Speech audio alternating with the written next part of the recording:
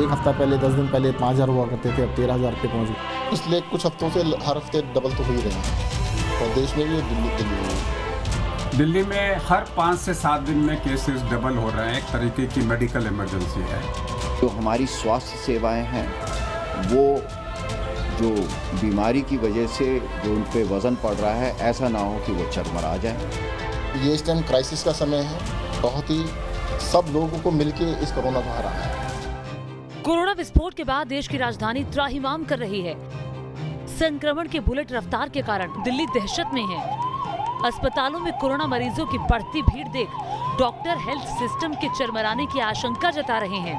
दिल्ली के स्वास्थ्य मंत्री तो लोगों से कोरोना के खिलाफ जंग में साथ देने की अपील कर रहे हैं, लेकिन राजधानी दिल्ली तो कोरोना की दूसरी लहर का सबसे बड़ा एपिसेंटर बनती जा रही है।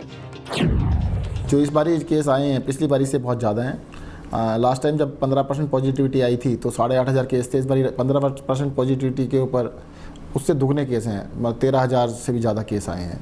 तो इस बारी केसेस थोड़े ज़्यादा आ रहे हैं, और उसका एक रीज़न ये भी है कि टेस्ट हम बहुत बड़े स्केल पे कर रहे हैं। दिल्ली के हालात तो इस कदर भयानक हो चुके हैं कि ये अब एक दिन में सबसे ज्यादा नए केस वाला शहर बन चुकी है।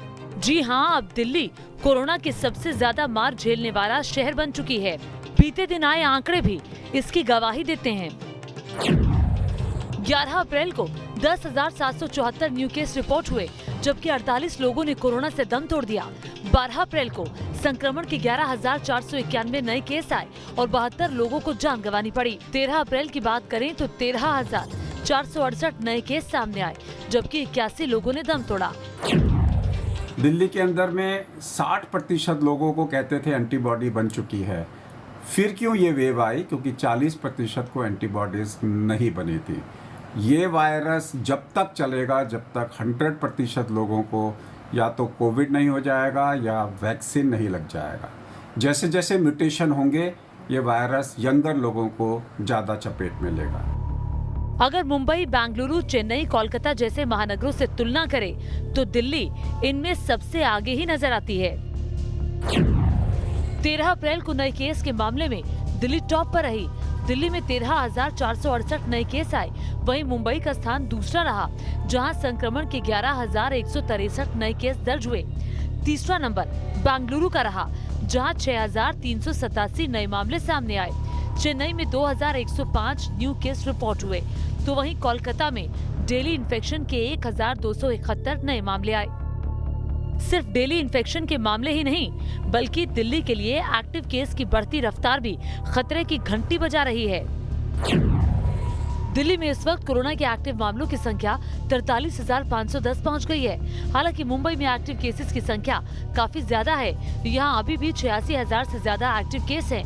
वहीं बेंगलुरु में इस वक्त 57,000 एक्टिव केस हैं। फिक्र बढ़ाने वाली बात यह है कि दिल्ली में नाइट कर्फ्यू जैसी सख्ती के बाद भी एक्टिव केस की संख्या बढ़ती जा रही है। दिल्ली में हर दिन के साथ केसेस की संख्या बढ़ रही है। अस्पतालों में बेड्स, वेंटिलेटर की कमी होने लगी है। ऐसे में दिल्ली के लिए आने वाले दिन काफी अहम होने जा रहे हैं। शाम के 5 बज चुके हैं और इस वक्त का आपको डाटा दिखाएं तो जो कोविड आईसीयू वेंटिलेटर बेड है, यानी वेंटिलेटर वाले बेड, उनकी संख्या सिर्फ 81 रह गई है। यानी 95%, 95% बेड भर चुके हैं। अगर वेंटिलेटर की बात करें, दिल्ली के जो 3 सबसे बड़े अस्पताल है दिल्ली सरकार के, जीटीबी, राजीव गांधी और उसके अलावा एलएनजेपी, कुल मिलाकर 500, जी हाँ 500 वेंटिलेटर बेड में से सिर्फ 7 ही उपलब्ध हैं। हालांकि दिल्ली सरकार ने निर्देश दिया जिसके तहत आने वाले समय में वेंटिलेटर बेड्स को बढ़ाया जाएगा। दिल्ली कोरोना की चौथी लहर से जूझ रही है। मरीजों के लिए अस्पताल ही एकमात्र सहारा है, लेकिन जब अस्पतालों में बेड फुल हो जाएं, तो निश्चित तौर पर ये खतरे की घंटी है। हालांकि दिल्ली के स्वास्थ्य मंत्री ने न्यूज नेशन से कहा कि अभी बेड की संख्या और बढ़ाई जा रही है। वहीं राजधानी में वेंटिलेटर की कमी नहीं है। हमने बोला कि जो कुछ ना कुछ वेंटिलेटर बेड्स को बचा के रखिएगा। वेंटिलेटर लास्ट रिसोर्ट्स है। सबसे पहले ऑक्सीजन दी जाती है, फिर हाई फ्लो ऑक्सीजन दी जाती है, फिर बाईपैप या HFNO होता है, उसके बाद वेंटिलेटर का नंबर आता है। तो वेंटिलेटर्स की कमी नहीं है, दिल्ली में एनफ वेंटिलेटर्स हैं। और इसके लिए थोड़ा सा हमें बस हॉस्पिटल्स को सेंसिटाइज करना है कि कुछ वेंटिलेटर्स को बिल्कुल खाली रखें। होता कि पेशेंट आता है तो वेंटिलेटर बेड पे उसको रख लेते हैं, तो जिससे लगता है कि वेंटिलेटर नहीं है। वेंटिलेटर सफिशिएंट है दिल्ली में। दिल्ली में कोरोना की बेकाबू लहर ने हर किसी की चिंता बढ़ा दी है। हाल ही में सीएम अरविंद केजरीवाल भी कह चुके हैं कि अगर दिल्ली के अस्पतालों में बेड की कमी हुई तो लॉकडाउन ही आखिरी विकल्प है। अस्पतालों के अंदर बेड्स की कमी होने लगी और अगर अस्पतालों के अंदर बेड्स नहीं मिलने लगे तो कहीं ऐसा ना हो कि दिल्ली में लॉकडाउन लगाना पड़े। हम दिल्ली में लॉकडाउन लगाना नहीं चाहते, आपका सहयोग चाहिए। दिल्ली में हालात बेकाबू ना हो जाएं, इसीलिए केजरीवाल सरकार ने 15 दिनों में चौथी बार अस्पतालों में बेड की संख्या बढ़ाई है। बैंक्वेट हॉल और स्पोर्ट्स कॉम्प्लेक्स को भी अस्पतालों के साथ जोड़ा जा रहा है। 11 सरकारी अस्पतालों में 718 बेड्स की बढ़ोतरी की गई है। इन 11 अस्पतालों में 187 आईसीयू बेड बढ़ाए गए हैं। इसके साथ ही 28 नए वेंटिलेटर भी जुड़ेंगे। 5 बैंक्वेट हॉल और यमुना स्पोर्ट्स कॉम्प्लेक्स को कोविड हॉस्पिटल से जोड़ा गया है। इस फैसले के बाद पहले फेज में 705 और दूसरे फेज में 170 बेड का इजाफा होगा। कोरोना संक्रमण की बेकाबू रफ्तार को लेकर दिल्ली एम्स के सबसे बड़े डॉक्टर रणदीप गुलेरिया बार बार आगाह कर रहे हैं और चेतावनी दे रहे हैं कि अगर कोरोना मरीज ऐसे ही बढ़ते रहे तो हेल्थ सिस्टम भी एक हद तक ही मामले को संभाल पाएगा।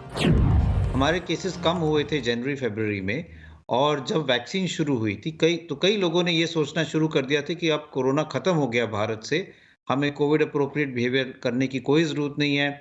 इससे कोविड जो है वो एकदम फैलना शुरू हुआ, क्योंकि जो वायरस था वो तो हमारे बीच ही था और हमें पता है कि नए वेरिएंट्स वायरस के जो आए हैं वो ज़्यादा इन्फेक्शियस हैं, ज़्यादा जल्दी फैलते हैं। तो ऐसी स्थिति में अगर हम कोविड अप्रोप्रिएट बिहेवियर नहीं अपनाएंगे और सब लोग इकट्ठे हो जाएंगे, मास्क नहीं अपना डालेंगे, तो वायरस जो है वो एकदम फैलेगा। एम्स के डायरेक्टर दिल्ली में कोरोना की सुपर फास्ट रफ्तार के लिए यहाँ की घनी आबादी के साथ ही लोगों की लापरवाही को बड़ी वजह बता रहे हैं। लगातार बढ़ते मामलों को देखें तो अप्रैल का महीना दिल्ली के लिए डरावना साबित हो रहा है। अप्रैल महीने में संक्रमण के मामलों को लेकर दुनिया के कुछ शहरों में दिल्ली की तुलना करें तो ज्यादातर शहरों में कोरोना के नए मामलों में गिरावट दर्ज की गई, लेकिन दिल्ली में डेली इन्फेक्शन 5 गुना बढ़ गया। 1 अप्रैल को दिल्ली में 2790 नए मामले सामने आए, जबकि ब्राजील के सबसे बड़े हॉटस्पॉट साओ पाउलो में 26,567 नए केस आए। वहीं न्यूयॉर्क में 9,144 नए केस आए, जबकि बर्लिन में 1,206 मामले आए। करीब 2 हफ्ते बाद 13 अप्रैल को आए नए मामलों की बात करें तो दिल्ली में नए केस करीब 5 गुना यानी 13,468 हो गए। साओ पाउलो में नए मामले गिरकर 18,397 आ गए। न्यूयॉर्क में भी इन्फेक्शन के नए मामलों में गिरावट आई और ये 5,212 दर्ज की गई, जबकि 2 हफ्ते बाद बर्लिन में ये आंकड़ा करीब आधा यानी 677 पर आ गया। जाहिर है दिल्ली में हर दिन हालात बदतर होते जा रहे हैं। अब तो राजधानी के शमशान घाटों पर अंतिम संस्कार के लिए चिताएं रिजर्व कर दी गई हैं। साउथ एमसीडी के 6 शमशान घाटों की 265 चिताओं में से 260 चिता कोविड मृतकों के लिए रिजर्व की गई हैं। ईस्ट एमसीडी के 3 शमशान घाटों में 74 चिताओं में से 35 और निगमबोध घाट पर करीब 120 चिताओं में से 70 कोरोना मृतकों के अंतिम संस्कार के लिए रिजर्व की गई हैं। एक और अस्पतालों में मरीजों की लंबी कतार है तो दूसरी ओर शमशान घाटों और कब्रिस्तानों पर शवों के अंतिम संस्कार का लंबा इंतजार है। दिल्ली के निगमबोध घाट पर कोरोना मृतकों के अंतिम संस्कार के मामलों में बढ़ोतरी दर्ज की गई है। यहाँ 10 अप्रैल को 13, उसके अगले दिन 11 अप्रैल को 24, 12 अप्रैल को 22 कोरोना मृतकों का अंतिम संस्कार किया गया।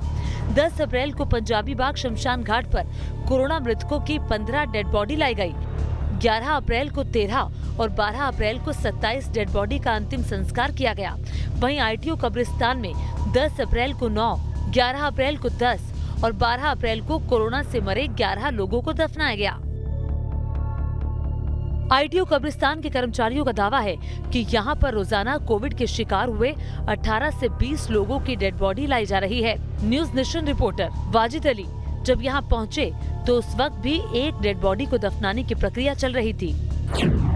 इस वक्त हम दिल्ली के ITO के पास बने कब्रिस्तान में हैं। इस कब्रिस्तान को जो है दिल्ली का सबसे बड़ा कब्रिस्तान कहा जाता है, जहां पर कोविड-19 के जो मरने वाले लोग हैं उनकी संख्या में इजाफा हुआ है। यहाँ पर हमारे साथ एक शख्स है जिनका नाम विनोद है, इनसे ही बातचीत करते हैं जो यहाँ पे अपनी सेवा देते हैं। विनोद, ये बताइए कि जब से ये नाइट कर्फ्यू लगा है, कोरोना के मामले बढ़ते जा रहे हैं, तो जो कोरोना से जो मरने वाले लोग हैं उनकी संख्या में कितनी बढ़ोतरी हुई है? एक कम से कम 18-20 रोज आ रही है यहाँ पर, और वैसे नॉर्मल लेती है हो जाती है 50-60 के लपेटे में रोड डिल जाती है। कोरोना की कम से कम 25-30-26 तक पहुँच जाती है यहाँ पर डेली। पहले कितने मामले ऐसे मरने वाले लोगों के आ रहे थे, और अब की अगर बात करें तो अब जो है कितनी बढ़ोतरी? ज़्यादा आ रहे हैं सर, अब ज़्यादा आ रहे हैं। अब कुछ ज़्यादा ही आ रहे हैं। पहले दिन में 2-4 आते थे, शुरू में चल रहा तो 15-15, 20-20, 30 हो जाते थे। अब 18, 20, 22, 23, 25, 16, 17। इस कब्रिस्तान पर एक डराने वाली तस्वीर भी दिखी। यहाँ शवों को दफनाने के बाद PPE किट को डिस्पोज नहीं किया गया, बल्कि खुले में ही छोड़ दिया जा रहा है, जिससे कोरोना फैलने का खतरा हो सकता है। मीडिया रिपोर्ट्स के मुताबिक ईस्ट MCD के गाजीपुर, कड़कड़डूमा और सीमापुरी कब्रिस्तान में भी कोरोना मृतकों को दफन करने के लिए कब्र रिजर्व किए गए हैं।